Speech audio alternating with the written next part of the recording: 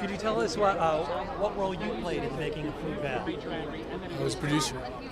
And how did this project come to you, and what attracted you to it? Ryan came to meet at the company as a instructor at USC. John Watson had suggested him to come by the company and came in and he met with Nina and then I looked at some of his short films and decided to sit down with him and we started talking to him. And he had some ideas. I asked him what his ideas were at that moment and he had three. And one of them was Fruitvale. And at that time I said, okay, I really like this, we're going to produce this project, so let's move forward. And it was just, that's how it began. You've worked on a lot of historical dramas over the year, and it can be tough sort of balancing the history with the drama of it all. Were you concerned about that in this? How did you know that Ryan was going to be able to pull off this very human story?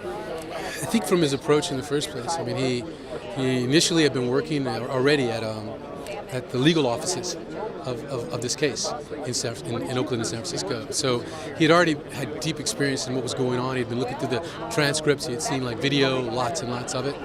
And then he has a sensibility that's very powerful, which I think is like about caring about the community. He was working at juvie homes and different things of that nature. And then he started to talk about the character and how he wanted to portray it and how he wanted to show the community in a holistic way, honest-faced, not judging anyone. And I thought this is an exciting possibility, so that's how I was able to move into doing it. Why do you think it's important for people to see this film? And is there something you hope they take away from it? And I think that it's important that people see this film for many reasons. I think, one, Oscar Grant, who was killed tragically, this issue of justice and the issue of no matter what your life is, no matter the difficulties or how you deserve to be able to be placed in the space of justice. At the same time, there's another thing about profiling that I think is very, very interesting and important to look at. Why they were chosen, why they were taken aside. We need to look at that. Then we need to look at what it takes for a community, like a community, how it affects a community afterwards. I think this movie is going to resonate because it resonates with this subject matter all over the world, really. It's the same if you look at this subject matter in London and Brixton, you know what I mean? If you look in Paris and you look at the Algerian community, if you look even at Stockholm and the immigrant community, it just happened with the riots. This issue is percolating everywhere, which is about justice and about being able to live and have a quality of life. And that's what I'm hoping people will realize, that we all deserve these certain innate rights, you know? And that's what he was searching for. When it was taken away, then he made certain choices. And when those choices were made, he was blamed for certain things. And ultimately, decisions were made on his life because of those choices. Could you just say, I know you got to go here, Octavia Spencer and Michael B. Jordan, if you could just say something about that. I mean, look, Michael was amazing in the film. I mean, I think he personified the character.